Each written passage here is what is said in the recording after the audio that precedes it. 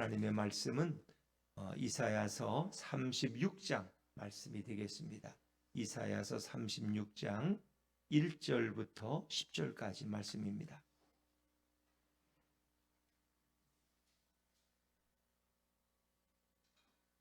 구약성경 1007쪽 이사야서 36장 1절부터 10절까지 말씀입니다. 히스기야 왕 14년에 아스루의 왕 사네립이 올라와서 유다의 모든 견고한 성을 쳐서 취하니라. 아스루 왕이 라기스에서부터 랍사게를 예루살렘으로 보내되 대군을 거느리고 히스기야 왕에게로 가게 하매 그가 윗못 수도 곁 세탁자의 밭 큰 길에 섬에 hil기야의 아들 왕궁 맡은 자 엘리야긴과 서기관 셈나와 아삽의 아들 사관 요아가 그에게 나아가니라. 랍사게가 그들에게 이르되 이제 히스기야에게 말하라. 대왕 아수르 왕이 이같이 말씀하시기를 내가 믿는 바 그 믿는 것이 무엇이냐? 내가 말하노니 내가 좋기 싸울 계략과 용맹이 있노라 함은 입술에 붙은 말 뿐이니라. 내가 이제 누구를 믿고 나를 반역하느냐? 보라, 내가 애굽을 믿는도다. 그것은 상한 갈대 지팡이와 같은 것이라. 사람이 그것을 의지하면 손이 찔리리니 애굽 왕 바로는 그를 믿는 모든 자에게 이와 같으니라. 혹시 내가 내게 이르기를 우리는 우리 하나님 여호와를 신뢰하노라 하리라마는 그는 그의 산당과 제단을 히스기야가 제하여 버리고 유다와 예루살렘에 명령하기를 너희는 이 제단 앞에서만 예배하라 하던 그 신이 아니냐 하셨느니라. 그러므로 이제 청하노니 내 주 아스루 왕과 내기하라. 내가 내게 말 2000피를 주어도 너는 그 탈자를 능히 내지 못하리라. 그런즉 내가 어찌 내 주의 종 가운데 극히 작은 총독 한 사람인들 물리칠 수 있으랴? 어찌 애굽을 믿고 병거와 기병을 얻으려 하느냐? 내가 이제 올라와서 이 땅을 멸하는 것이 여호와의 뜻이 없음이겠느냐? 여호와께서 내게 이르시기를 올라가 그 땅을 쳐서 멸하라 하셨느니라 하니라. 아멘. 할렐루야. 네, 오늘 이 새벽에 나오신 여러분 위에 우리 주님의 축복과 은혜가 함께하기를 간절히 바랍니다. 자, 우리는 이사야 35장, 34장에서는 이제 대심판과 또 메시아 왕국의 아름다움을 우리가 생각했습니다. 이 모든 예언들의 배경은 아수르라고 하는 강한 나라의 공격 아래서 이스라엘 백성에게 아수르에 대한 하나님의 심판과 그리고 이제 이스라엘을 구원하시는 하나님의 약속을 우리에게 설명하고 있는 거예요. 그래서 우리가 34장에서는 에돔이라는 대표적인 악한 나라에 대한 하나님의 심판을 표현했지만 그건 모든 악인들을 세상을 그렇게 하나님이 심판하실 것이다 하는 것을 말씀하시는 것이고 또 역사 속에서는 그들이 두려워하고 있는 아수르에 대해서 하나님이 그들을 승리케 하시고 그리고 그들의 모든 것을 회복시킨다는 말씀으로 우리에게 설명하고 있죠. 그리고 그것은 더 나아가서 이 땅에 메시아가 오실 때 예수님이 오실 때 이루어질 영원한 천국을 우리에게 보여주고 있습니다. 자, 성경은 어찌 보면 아직 이루어지지 않은 일에 대해서 예언하고 또 그것을 우리에게 소망으로 보여주고 있습니다. 자, 그런가 하면 오늘 우리가 읽은 이 36장 이하의 말씀들은 역사적인 내용들을 우리에게 소개해 주는 겁니다. 그러니까 하나님의 말씀은 약속만이 아니에요. 그냥 어떤 구름 잡기가 아니라는 것입니다. 그것은 현실에 근거한 것이고 하나님은 실제 그렇게 역사하시고 그렇게 응답하셨다는 것입니다. 그래서 구체적으로 아수르가 어떻게 이스라엘을 괴롭히는지 남한과 유다를 어떻게 침공했고 어떤 대화가 오고 갔는지 그리고 하나님이 어떻게 역사하시는가를 구체적으로 실증적으로 보여주고 있다는 것입니다. 그래서 오늘 말씀은 역사의 한 이야기를 우리가 읽게 된 것입니다. 자, 우리 36장 1절 말씀을 다시 한번 읽어보죠. 36장 1절입니다. 시작. 히스기야 왕 14년에 아수르의 왕 사네립이 올라와서 유다의 모든 견고한 성을 쳐서 취하니라. 히스기야 왕 14년. 그러니까 아하스가 죽고 그의 아들 히스기야가 지금은 왕이 되어 있어요. 근데 그가 왕이 된 지 14년 되는 해에 아수르의 왕 사네립이 공격하러 올라왔고 유다의 모든 견고한 성을 다 취하였다. 이 말씀은 뭐냐? 예루살렘 성을 제외한 46개의 모든 강한 성들을 다 점령했다는 거예요. 아수르가 다 취했어요. 이제 마지막 남은 것은 예루살렘 성밖에 없어요. 그러니까 나라가 전체 다 넘어간 거예요. 이 말하면 서울만 남았고 나머지는 다 누구의 손에 의해서 넘어갔다는 거예요. 그러니까 예전에 우리가 6.25 때 경험했지만 이제 부산만 남았고 부산과 제주도만 남았고 전 국토가 다 공산당들에 의해서 유린당하던 이제 그런 걸 생각해 보시면 돼요. 그러니까 예루살렘만 남았지 다른 성들은 다 아수르의 말발굽에 다 패배하고 다 그들의 손에 넘어가고 말았다는 거죠. 근데 이제 이 배경을 우리가 살펴보면은 처음 1차에 아수르가 공격을 해왔을 때 히스기야 왕은 신하들과 같이 나가서 또 당신들이 원하는 게 뭐냐? 그래서 그들이 너희의 재물을 원한다. 그러니까 그 나라 곳간에 있는 왕궁과 성전에 하다못해 기둥에 있는 금메기까지 다 벗겨서 은 300달란트와 금 30달란트를 갖다 바쳤어. 1차로 평화 사신단을 보내서. 그래서 그걸 바치면 그들이 평화 조약을 맺고 돌아가기로 그렇게 약속이 돼 있어요. 그런데 그들은 그것을 받고 돌아갈 리가 있어요? 안 돌아가요. 조금 돌아가다가 다시 예루살렘을 향해서 말머리를 바꾸고 침입해 온 거예요. 이거 황당한 일이죠. 그러니까 악인과는 타협하지 말라는 것입니다. 마치 우리가 옛날에 호랑이와 왜 그 달의 이야기 있잖아요. 엄마가 뭐 어디 가서 방앗간에가 일하고 있는데 호랑이가 와서 떡 하나 주면은 내가 안 잡아 먹지. 그 떡을 줬더니 자꾸 다 달라 그러고 너희 팔 하나 달면 다리 하나 주면은 너희 자식들은 안 잡아 먹지. 다 거짓말이었잖아. 엄마는 결국 호랑이 다 먹혔다니까. 떡도 다 베끼고. 그리고 아이들 남매만 남은 뭐 그런 전설적인 얘기 아닙니까? 동화 같은 얘기. 근데 그제나 지금이나 악인들은 신뢰를 지키지 않아요. 약속을 지키지 않아요. 그들의 말은 다 거짓말이에요. 사단은 오늘도 우리에게 그렇게 말해요. 너 내 말만 들으면 내가 너를 부자 만들어주고 너 성공시켜주고 너 잘되게 해주겠다. 그렇게 말해. 근데 예수님은 너가 나를 믿으면 너는 고난의 길도 걸어야 된다. 십자가의 길도 걸어야 되고 때로는 시련도 당해야 된다. 그러나 마지막에 내가 너를 영원한 천국으로 인도할 것이다. 이 땅에서도 내가 너의 동행자가 되어서 너를 위로해 줄 것이다. 주님은 그렇게 말씀하셔요. 예수 믿으면 고난과 연단 하나도 없고 실패도 없고 다 잘되고 다 복받고 이렇게 주님은 말씀하시잖아요. 그 사단의 소리야. 사단은 그렇게 말해. 너희가 나를 믿으면 내 앞에 머리를 수그리면 너 세상 최고 부자 만들어주고 병도 안 나게 만들어주고 그러는 거예요. 근데 악인들과는 타협을 하면 안 돼요. 거래하면 안 돼요. 그러니까 그것이 큰 실패예요. 그래서 모든 금과 은을 다 걷어간 그들이 다시 말머리를 돌려서 이 예루살렘을 침입해 온 거예요. 자, 우리 2절 말씀입니다. 2절입니다. 2절 같이 읽죠. 시작. 아스로 왕이 라기스에서부터 랍사게를 예루살렘으로 보내되 대군을 거느리고 히스기야 왕에게로 가게 하매 그가 윗모 수도곁 세탁자의 밭 큰 길에 섬에. 자, 그러니까 라기스라는 성에 근거지를 두고 아수르 왕은 거기에 머물고 그리고 랍사게라는 장군과 많은 군사를 보내서 이제 예루살렘을 위협하게 하는 거예요.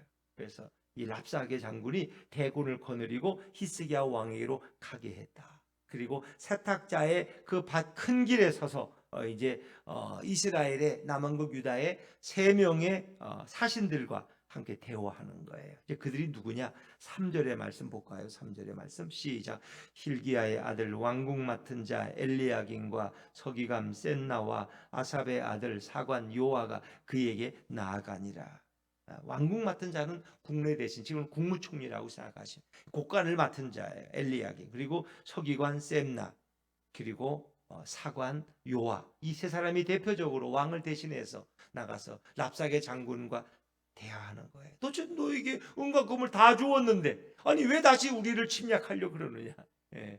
그러면서 이제 대화했겠죠. 그런데 랍사게는 뭘 요구하느냐? 항복을 요구하는 거예요. 항복을. 넌 우리 앞에 무릎을 꿇고 예루살렘 성문을 열고 우리 앞에 굴복하라. 우리의 종들이 되라. 그런 얘기예요. 그래서 아수르의 랍사게 장군이 자기 나라 왕 사네립의 말을 히스기야 왕에게 전하는 거예요. 근데 히스기야는 거기 나가 있지는 않지만 이제 세 명의 사신들을 통해서 신하들을 통해서 그 얘기를 전해 듣게 되겠죠. 자, 도체가 히스기야 왕에게 하는 말이 뭐냐? 자, 4절 말씀을 읽어볼까요? 4절입니다. 시작. 랍사게가 그들에게 이르되 이제 히스기야에게 말하라. 대왕 아수르 왕이 이같이 말씀하시기를 내가 믿는 바 그 믿는 것이 무엇이냐? 내가 믿는 바 믿는 것이 무엇이냐? 이 얘기는 쉽게 말하면 뭐예요? 너가 뭘 믿고 까부느냐 그런 얘기예요. 너가 뭘 믿고 까부느냐? 이게 자기들은 스스로 대왕 아수르 왕이래. 대왕. 자기들은 대왕이야. 꼭 중국이 옛날에 우리 조선에 오면 자기들은 대국이라 그러고 대왕이라 그러고 황제라 그러고 조선의 왕은 왕이라고 부르고 이렇게. 조선의 왕을 황제라고 못 불렀어요. 나중에 고종 황제라고 불렀지 전에는 중국 때문에 왕이라고 불렀어. 왕은 속국이야. 자기들은 황제야. 대국에. 중국인들은 그렇게 우리를 생각했어요. 그러니까 중국이 참 우리 조선에 준 많은 아픔들 있죠. 근데 지금도 이제 자기들은 그렇게 착각하고 있는데 여러분 그러나 하나님은 대한민국을 지키시고 보호하시기 때문에 중국에 지지 않는 그런 나라가 되어서 이렇게 발전을 이루게 하시는 거죠.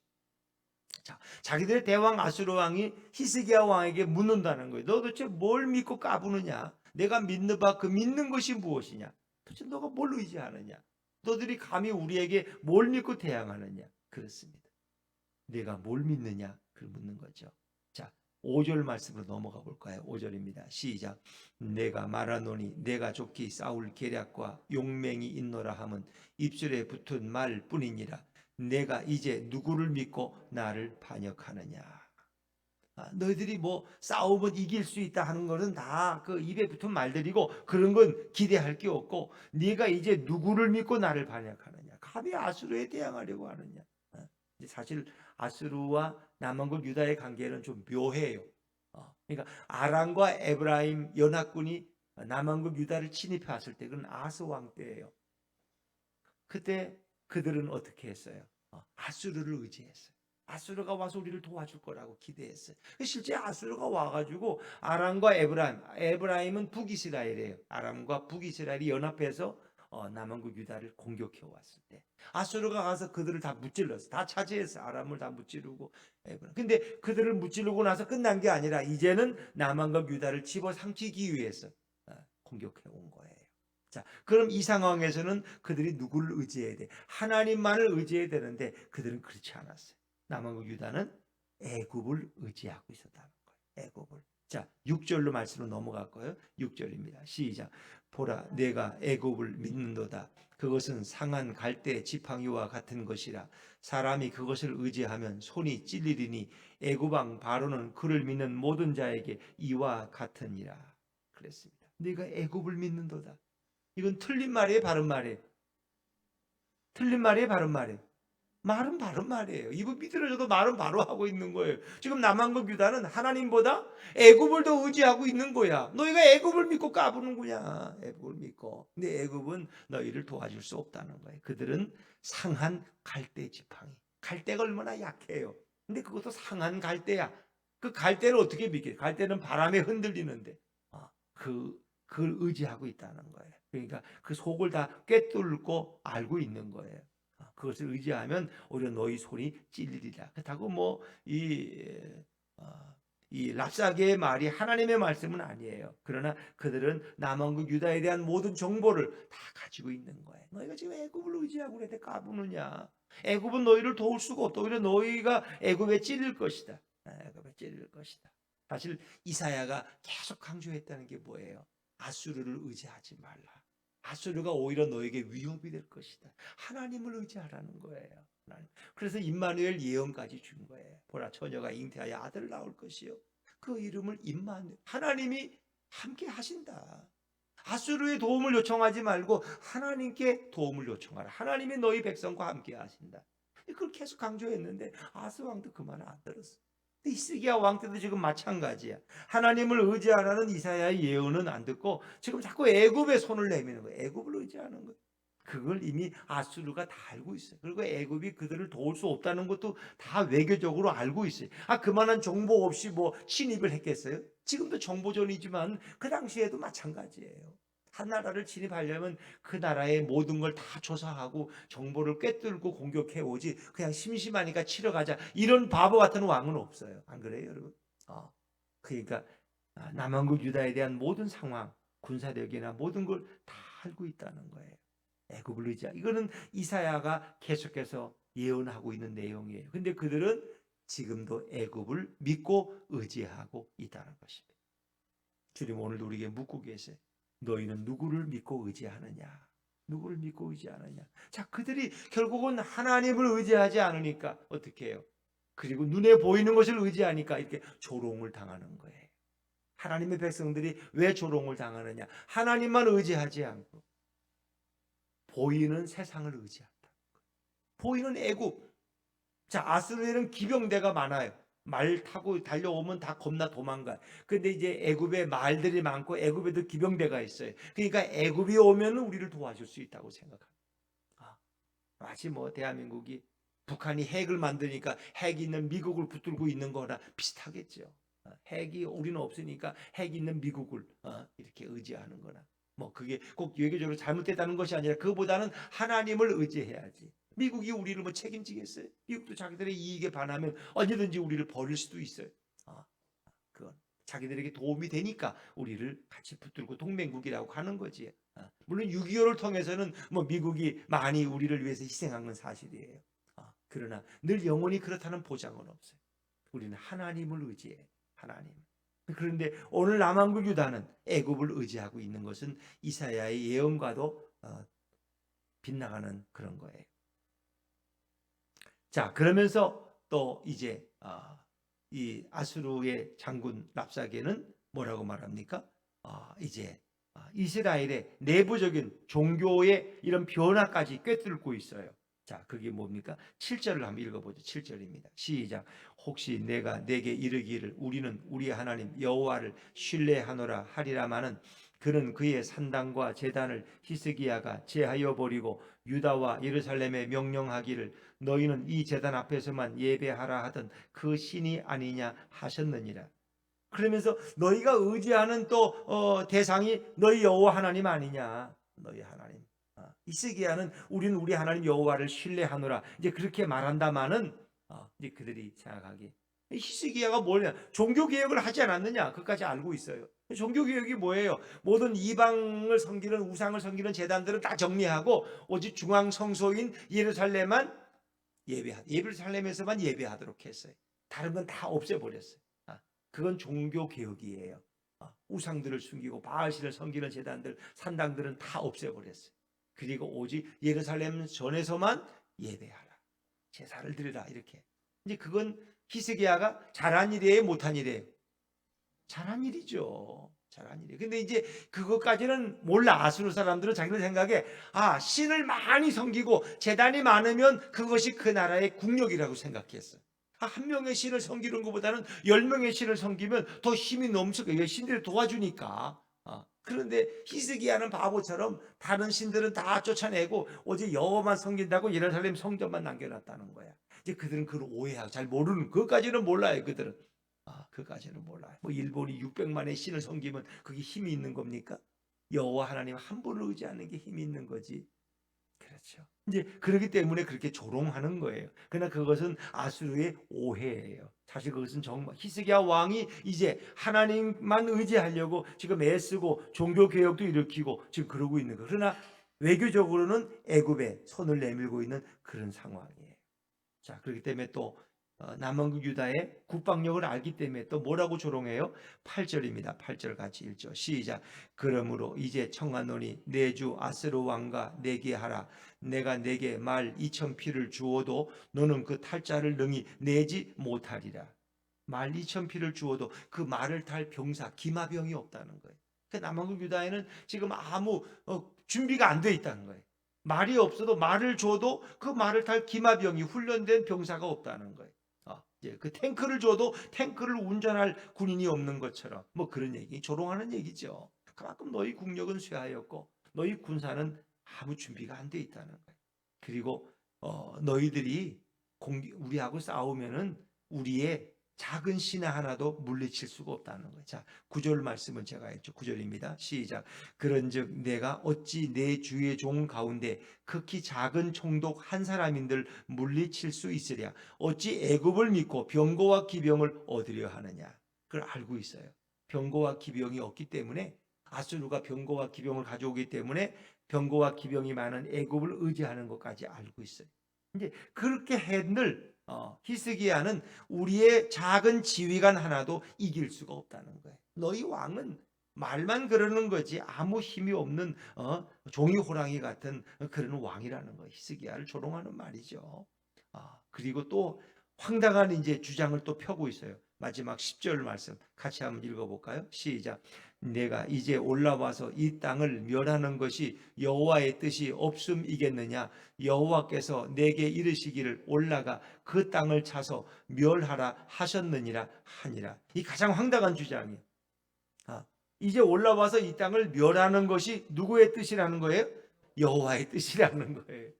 너희가 믿는 여호와 하나님이 우리에게 남한국 유다 예루살렘을 공격하라고 우리에게 명령했다는 거예요. 근데 뭐 그들이 계시를 들었겠어요?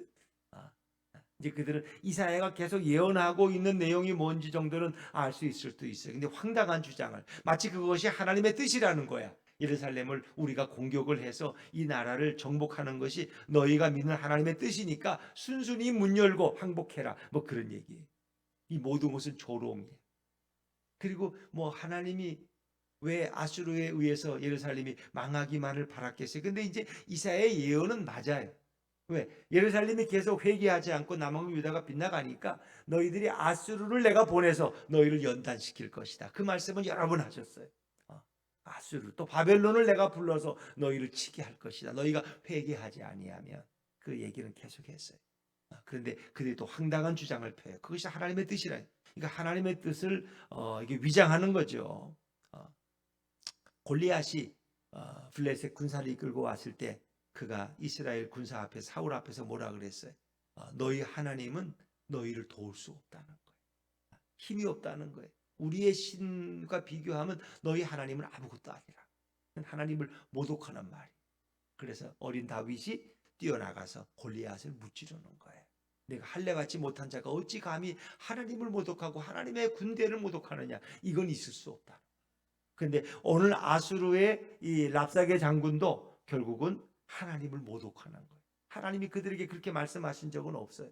근데 그들은 마치 그렇다고 하나님의 뜻을 빙자하는 거예요. 근데 하나님이 결국 어떻게 했어요? 결과적으로 보면은 아수르는 망했어요. 하나님 말씀하게 하셨어요. 또 골리앗도 결국 하나님 앞에서 망했어요. 세상 사람들이 하나님을 함부로 막 폄하하고 하나님의 말을 막 가지고 장난질을 해요. 근데 하나님은 거기에 대해서 반드시 그냥 지나가지 않았어요. 반드시 심판하시고, 우리보다 하나님의 뜻을 자기들 더 잘 아는 것처럼 거짓된 거예요.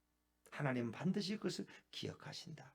그러나 지금은 그들이 하나님의 말씀대로 살지 못했기 때문에, 하나님의 뜻에 순종하지 않았기 때문에 세상에 이런 사람들에게 조롱받는 모습, 이방의 왕이 와서, 장군이 와서 히스기야 왕을 조롱하고 하나님을 조롱하고 백성을 조롱해서, 이제 그 다음 또 이게 살펴보겠지만은 제발 좀 조용조용히 얘기해. 우리 백성들이 성 안에서 듣고 있어. 우리 유대말로, 아람어로 히브리 말로 하지 말고 제발 좀 저 다른 말로 해. 이런 뜻이. 우리 한국말로 하지 말고 제발 로마어로 해. 우리 백성들이 못 알아듣는. 이게 뭐예요? 이 세 명의 신하는 나가서 거기 두려운 거예요. 그들의 말이 우리 백성들이 듣고 사기가 약화될까 봐. 여기에는 충분히 심리적인 그런 요인도 있는 거죠. 그래서 너희 왕은 너희를 지킬 수 없고 너희 하나님도 아무것도 아니다. 오직 아수르 대왕에게 충성하고 문을 열고 나와라. 뭐 그런 거예요. 자, 하나님은 눈에 보이지 않습니다. 그러나 세상의 권력은 눈앞에 우리에게 두려움이 되고 위협이 됩니다. 그들을 도와주겠다는 애굽도 물론 눈에 보이는 나라기 때문에 그들을 의지하려고 합니다. 그러나 눈에 보이지 않는 여호와 하나님이기에 그분은 진정한 신이시고 진정한 우주의 통치자가 되십니다. 성경은 계속 그 보이지 않는 그 하나님을 신뢰하라는 거예요. 그 사람들은 자꾸 눈에 보이는 걸 원해요. 믿음이라는 것은 결국 뭐예요? 눈에 보이지 않는 것을 보는 것처럼 의지하고 내가 체험으로 고백한 그 예수님을 우리가 믿고 신뢰하고 따르는 거예요. 그러나 그분의 하신 표적은 뭐예요? 온 우주를 그분이 창조하셨고 그분은 오늘도 역사 속에 일하고 계십니다. 심지어 하나님의 아들 또 하나님이신 예수님이 이 땅에 인간의 몸을 입고 오셔서 당신을 우리에게 드러내어 주셨습니다. 그래도 믿지 못한 사람 믿지. 그래서 하나님의 말씀을 우리에게 창세기부터 계시록까지 주셔서 이 말씀을 믿고 나를 신뢰하라고 말씀하십니다.